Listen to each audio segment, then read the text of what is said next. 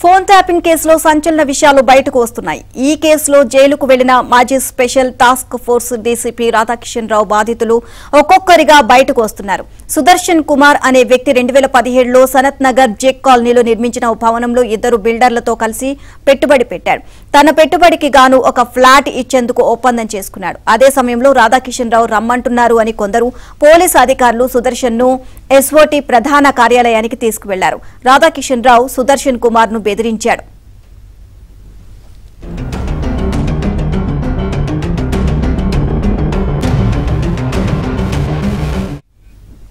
తాను ఉంటున్న flat registration రద్దు చేసుకోవాలని, లేని పక్షంలో అక్రమ కేసులు బనాయించి జైలుకు పంపిస్తామని బెదిరించారు.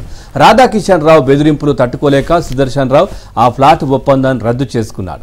తాజాగా రాధాకిషన్ రావు ఫోన్ ట్యాపింగ్ కేసులో అరెస్ట్ అవ్వడంతో పోలీసులకు ఫిర్యాదు చేశారని, తనకు న్యాయం చేయాలని సుదర్శన్ కుమార్ కోరారు.